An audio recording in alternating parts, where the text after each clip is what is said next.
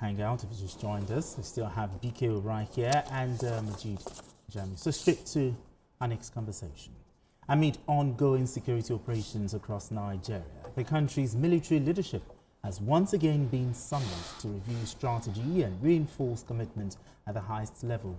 President Bola Tinubu met with the service chiefs and reaffirmed his administration's resolve to mobilize all available military assets to tackle terrorism and restore security nationwide. The meeting came as the Nigeria Air Force conducted precision air interdiction missions at Daba Masara, a known terrorist location in the southern Tumbuns of Borno State. The operation, executed by the air component of Joint Task Force Operation Haidinkai, targeted a terrorist workshop and vehicles concealed under vegetation identified as an active logistics hub. Also, troops of the Joint Task Force Operation Enduring Peace conducted a series of operations in Kaduna and Plateau State, which resulted in the neutralization of several kidnappers and the rescue of several kidnapped victims. Okay, BK, the president, met with the security chiefs, but what's the significance of this meeting? It underlines the president's resolve to see a change in this sorry state of affairs. He has to keep the service chief on their toes. Okay. They were not appointed to hog the clear lights. They were not appointed to grab at any photo opportunity. They were appointed to make the difference, to make good things happen,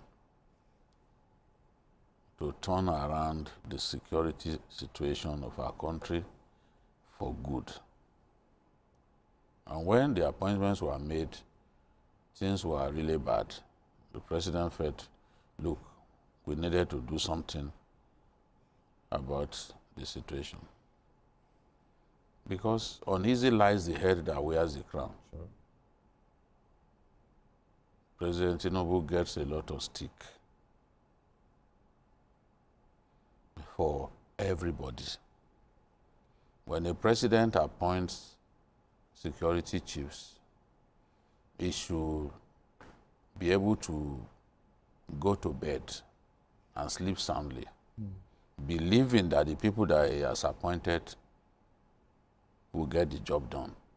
Okay. But what we see is a situation that looks like the non-state actors are on the ascendancy. And we are seemingly powerless to deal that decisive blow. Because that decisive blow is necessary.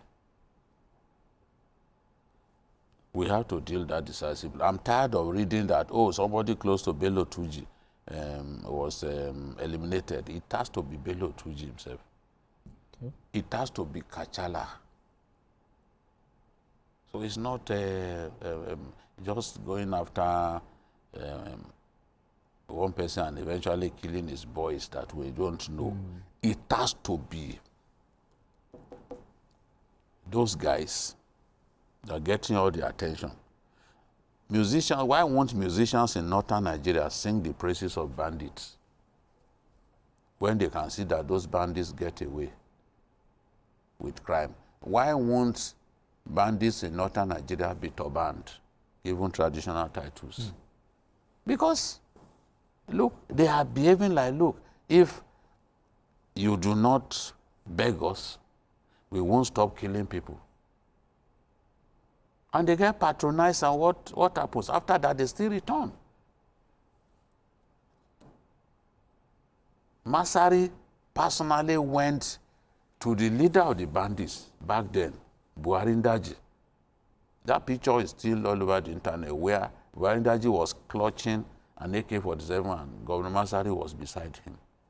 There was nothing that these people didn't do. to try and get these bandits to leave what they were doing. I see what people are writing about Matawale. I just shook my head. Somebody that Matawale jailed is doing videos accusing him of all kinds of things. Matawale got into a deal with the bandits to stop killing people.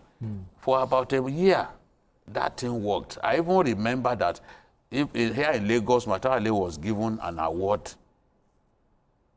as the best governor in the area of security because he came and was able to stabilize things. He reached out to these guys, stop killing our people. They had their promise, okay, we'll give you piped water, we'll build schools. You know all kinds of demands that they made. So all he wanted to do was to see how he could stop them from killing his people. I will tell you, today in Katsina, local governments, they are doing private deals with bandits to stop killing people. Yeah, we have this. And some of the markets that had been abandoned, some of those markets are bubbling now because there is peace. It is not across the whole state. It's in some local government, but it's working. The people want to sleep soundly. They want to be able to go to their farms. People don't understand these things. People say, oh, they're patronizing bandits, they are doing. So when the security operatives are unable to stop these people from killing people, a lot of the local governments are remote local governments. And they're killing our people. The people can't go to their farms. That's why those people are having those private deals and they're saying, no, don't do deals with them. The people won't listen. Because those who are supposed to stop these guys from terrorizing them, they've fallen short. They're unable to do that. So the people, what do you expect the people to do? The people who on their own now find a way to solve this problem. That's why they're approaching those people and say, okay, you are ready for peace. What are your terms? What do you want? What can we do to get you to stop killing us? That was what Matawale did. That was what Masari did. 2 times, Masari had gave them amnesty. 2 times. But the criminal doesn't believe that he should stop killing people. Remember Ghana, the bandits in Benue State. Okay. They gave him amnesty 2 times. They were going to officially proclaim the second amnesty when Nigerian army used an articulated truck to block the road and serve justice to him. As far as the soldiers were concerned, he had killed a lot of their troops, their colleagues, and they said that they've never had amnesty given twice. What these bandits do, yes, I agree with those guys. Yeah. Okay. What these bandits do is, they will first leave you, they will not, after some time they will go back to their criminal activities. That is what we are seeing. Okay. So there is a need for a security blueprint that helps us to defeat these people. Absolutely. That helps us to help our people to live in peace. Look at what is happening in Kogi. Almost every day now, people can't even go to church. You go to church, they picked 86-year-old woman. Yes. And I learned that there were even older people than that woman among the people that they picked in Ayetoro, Kiri. Okay, Mujid, yesterday, now the president has met with the security. If you fly on the wall, what key security priorities do you think the president discussed with the security chiefs? You know, the new security chief just came on board, and we have a new defense minister. It's part of the rejig of the security architecture. Yes. And you know, the president is responding positively and actively to issues of security.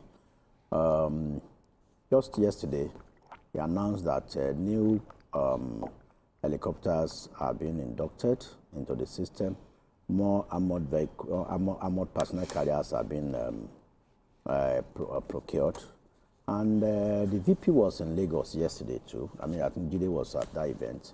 The chief of Army Staff's Conference. annual conference, where the Vice President relayed the message of the President to the officers and men there that, I mean, it is zero tolerance for banditry and terrorism, and the President states that, I mean, no nation can achieve greatness without security.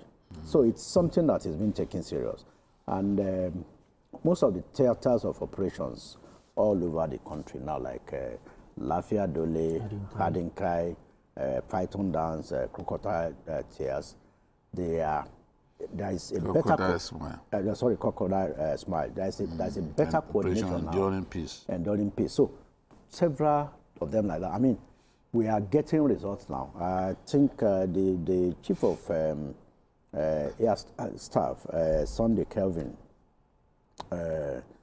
showed some bombardment of some terrorist hideouts in a well-coordinated attack in some forests in a few weeks. So we expect more of this to happen, and we don't want to hear amnesty for these characters again. It should be total onslaught to ensure that they are decimated and that they are wiped out. Now, in your opinion, is Nigeria investing enough in technology-driven intelligence, such as surveillance drones and all?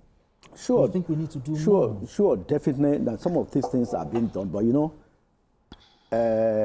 most of this equipment, and they are not something you pick off the shelf. Like if you want to procure a Tucano Helicopter? chopper now or aircraft, you need to wait for about 24 months after you must have signed the agreement. And before you can bring in any drone for military operations into any country, you must provide the end user agreement that this thing, this is what we want to use it for. So it's not it's not just something that you just go and say you want to buy, like as if you are buying a Bugatti or even an airplane. So there are procedures, there are processes. That's why when you make the order, they will now go and that is it. manufacture. So it can take 4 years. So some of these things can take 4 years. That's why the Tucanos took some years to come then. And I mean, we saw the impact when they came. And I know the president has initiated some moves now to ensure that some of these things, although there's in some instances that we get help from the US and UK, and I think even France, that some of the things they have on grant, they bring in their men to come and assist us with some of these things. All right, gentlemen, we need to go on this quick break. And when we return, the conversation continues. Don't go away. All right, welcome back. It's still Journalist Hangout. Okay, we're still talking about the Nigerian military, the meeting with the president, with the service chiefs. Now, over time, the president has always emphasized on professionalism, vigilance, and strengthening Nigeria's security architecture. What do you think it can be done, for it to translate into measurable results? Vigilance, synergy between the armed forces. Okay. I'm happy that is, and even unity amongst them. The Minister of Defense harped on that yesterday because, let's face it, sometimes when the surface troops, the army, run into a jam, the Air Force will come to their aid.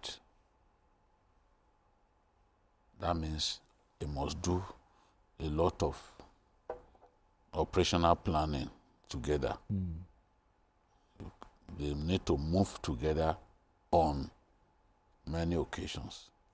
They have to work together to deal decisively with the enemy. If troops are cornered and outnumbered by the enemy, because to defeat an insurgency, you must outnumber the enemy by ratio 4-1. True.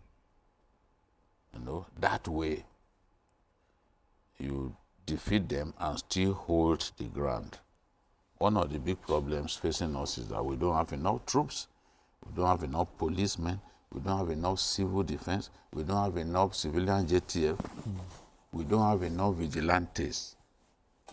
Now, for me, some of the things that we need to do quickly, the recruitment that the president directed them to do, it has to happen quickly. That recruitment has to happen quickly. Yeah. The forest rangers,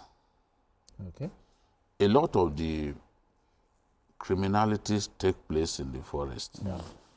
Victims of kidnapping are hidden in the forest. We need these forest rangers to come on stream as soon as possible. The NSA must get down to work and ensure that these forest rangers are recruited, trained, and unleashed. Equipped, yeah. Yes, equipped and unleashed. We can have a situation where the enemy is parading AK-47 and you want those who confront them to use den guns. That's disproportionate in my view, because they won't be able to defeat the enemy. So let's recruit quickly into the armed forces. We need more numbers. Let's bring in the forest rangers as quickly as possible. Let's have greater synergy between the armed forces so that they can go on operations together. And that's the job of the Chief of Defense Staff. His job is to coordinate all those joint operations. Let's secure our borders the best way we can. This current Minister of Defense was saying the other day that we need to build a wall. And until Pakistan built a wall to separate them from Afghanistan, they never had peace from that area. It will be a big investment, but we have to prepare to build those walls, especially in those areas where we can see that a lot of breaching of our borders is happening, especially in Sokoto, in Katsina, and even parts of Borno State. I mean, BKO talked about this issue of border. Now, how should the security chiefs, address this cross-border movement of terrorists, of the arms, into Nigeria? Our borders are very porous. I saw a report on our border between Nigeria and Niger. I mean, you just see, just like as if you are coming into a Atlantic here, that electronic barrier you saw. That's all that is there. You see, welcome to sometimes ordinary stick. Ordinary stick, yes. Oh dear. So how will those people put stones and put stick on top? Yes. I saw it. I saw a report. So how can that be a border? So go to Meyadua in Katsina State. You cannot even see a border. Yeah. In the sense of the word. Between Nigeria and Benin Republic here, the same happens. See people moving. Those days when vehicles smuggling still live. See people moving vehicles on top of hundreds into the country. Trailers. Even rice. I'm moving rice on motorbikes. Our borders are too porous. We don't have enough men to man them. Like Jide said, I agree with him. We need to recruit. I mean, take this initiative by the president to recruit more people, and also inculcate state police and the regional security networks to fight and flush out these characters, these bandits. All right, beautiful conversation, gentlemen. Majid Jami, thank you so much for coming in to have this conversation with us. Appreciate you, as always. BKO, thank you so much for doing this with us. Thank you congrats to TVC. Yes, on congratulations. The TV station of the year. Yes, fantastic beautiful. one. Thank you very Great much. one. Thank you very much. Kudos, guys. Thank you so much. Thank you so much. And that's it on Journalist Hangout today. Join us tomorrow for another episode of the program. You can watch the repeat broadcast of this episode tonight at 11. Join us on Sunday from 1:30 to 3:30 p.m. for Journalist Hangout on Sunday. We are on YouTube at youtube.com/TVC News Nigeria. I am Benga Oreshek. Bye for now. And